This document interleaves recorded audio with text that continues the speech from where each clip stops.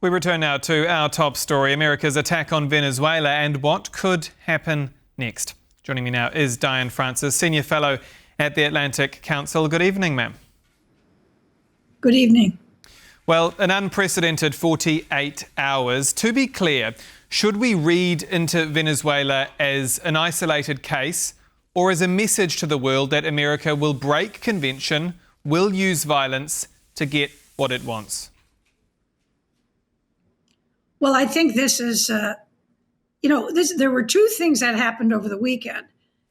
He not only broke all international laws and so on by invading and kidnapping the leader of Venezuela and then announcing that he was going to run the place, but he also issued a threat against Iran to not shoot any of its protesters on the basis that he said we were locked and loaded and ready to go. In other words, he was threatening violence against the Iranian regime. These are two very, very severe, unprecedented actions by Trump. He doesn't usually color outside the lines, so to speak, but in this weekend, he really went to town and in two instances absolutely broke the mold of what it is America is all about. And he took upon himself, the law and abrogated all the norms and diplomacy that have been set down since the Second World War. So it doesn't make him a mad, let's say, runaway horse, but it does destabilize and create a lot of unease around the world because this is just the beginning of what he is going to do geopolitically.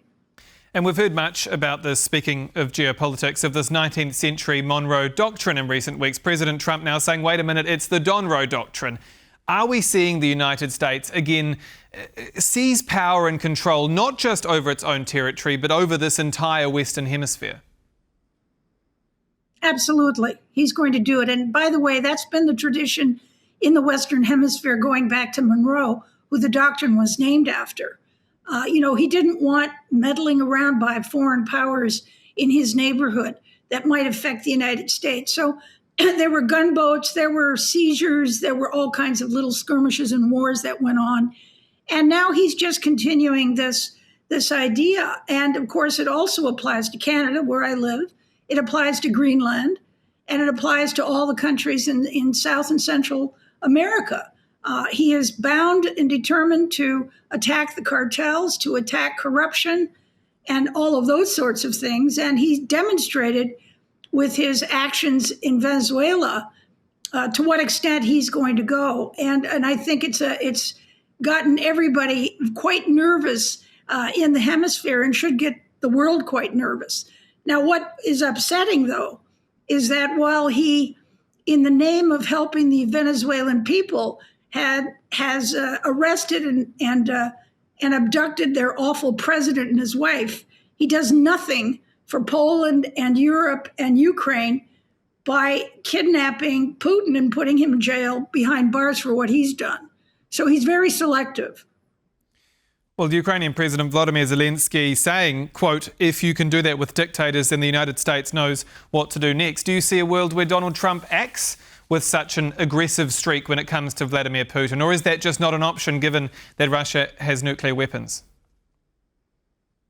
I think the nuclear thing is an issue, but I think also, as we've talked before on this show, Putin has played Trump very astutely by dangling riches in Siberia to him. In other words, don't wreck my economy because, we can do business together once we get this nasty business about Ukraine out of the way. This seems to be something that's sort of held him at bay. But, he can change, he can turn on a dime. And he is getting, more and more fed up with the fact that, he can't stop the war, Russia's war in Ukraine. And I think that's going to lead him to do maybe some more interventionist things. But Russia, he's staying pretty carefully away from. However, it's important to note that the two countries whose sovereignty he just trampled this weekend, Venezuela and Iran, are both Russia's biggest allies. So, I think Putin should be wary. And both Russia and China, of course, coming out against the arrest of President Maduro, calling for international law to be respected. Both, of course, have vested oil interests in Venezuela, but both are also regarded as having violated or undermined the UN Charter themselves, of course, in Ukraine. In your mind, is that hypocrisy in black and white? Totally hypocrisy, but I say it's also hypocrisy on the part of Trump to liberate the Venezuelan people from their horrible leaders and not liberate Ukraine from Putin's tyranny. I mean, he's broken every law, every rule, and, he's just playing Trump for time. But, the good news is that I think that 2026 may be the year that Russia goes bust. Well, I want to ask down that track, because if we come back to oil, Venezuela holds the largest oil reserves in the world. How much leverage does President Trump now hold when speaking with Russia? I mean, could he squeeze the Kremlin to such an extent that Vladimir Putin is forced to sign a deal? Well, there's no question. The Venezuelan oil, which, by the way, is mostly on tap because it's been neglected, and it's very hard. They have to spend billions of dollars to get it out of the ground. However, it's also important to note that Saudi Arabia and Canada have as much oil as Venezuela. And, Canada is in the pocket of the United States. I mean, they supply most of the oil to the U.S. And Saudi Arabia does too. But the point about whatever oil Venezuela has been selling has been 100% going to China. So this gives him some more leverage over China in terms of trade matters and so on. It also will give him some leverage if he decides to fully develop it in the next 2 or 3 years and flood the market with oil, pushing down Russia's prices, which will bring about its bankruptcy more quickly. Now, I spoke to former US Ambassador to NATO, Kurt Volker, last night, who told me a lot of countries will be recalculating, that Donald Trump is often seen as isolationist, but that this attack is anything but. What will officials in Beijing, in Moscow, and of course elsewhere be recalculating right now? Officials in all countries, or? Well, specifically in Moscow and Beijing, but any country that feels threatened by Donald Trump. Well, arguably, Canada's threatened by Donald Trump. I mean, he's insisting we become part of that country, but Canadians don't like their lousy healthcare system, their crime rates, and their gun laws. They have no interest whatsoever, but we get along very well. There's no reason that Canada has done anything that's upset Trump. However, there could be, because he's now insisting on massive influxes of Canadian cash to help pay for his Golden Dome and other military stuff.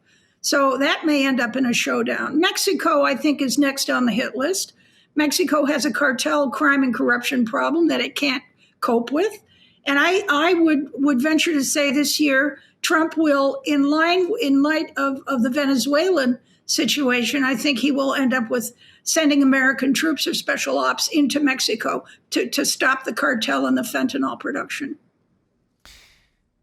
When it comes to Moscow and Beijing, then, has America lost the moral high ground? That if Xi Jinping takes Taiwan, even if Vladimir Putin strikes into the Baltic states, that America has no right to say, well, you shouldn't do that? Well, nobody has, I guess, technically any right to say anything. But, in the world we have now, big is important. And there's nobody bigger economically, militarily than the United States. He just captured Venezuela and absconded with his president and first lady to put them on trial in a court under U.S. law in a matter of hours. This is the hegemon. This is the big boy. And, Taiwan is also an interesting situation, but, I don't think that China is going to fool around with Taiwan, nor do I think the United States cares that much about Taiwan. One of the things that's happened in recent times since Trump came to power is that the most important asset in Taiwan is the Taiwan Semiconductor Company. It is the biggest chips company on the planet and the smartest. And they have agreed to relocate their operations out of Taiwan to South Korea and to the United States and to Japan. So you can see what's happening there. That doesn't mean Taiwan is being abandoned, but it means that Taiwan is less of a prize to China or anyone else than it was before. So there's all kinds of maneuvers going on economically in addition to the military situation, but nobody is stronger than the U.S. at this point. So, he can kind of do what he wants to do. Diane Francis, Senior Fellow at the Atlantic Council. Always a pleasure. Thank you so much for joining us. You're welcome. And that's all for World News tonight. Do stay with us here on TVP World for more. I'm Aaron Darman. Good night.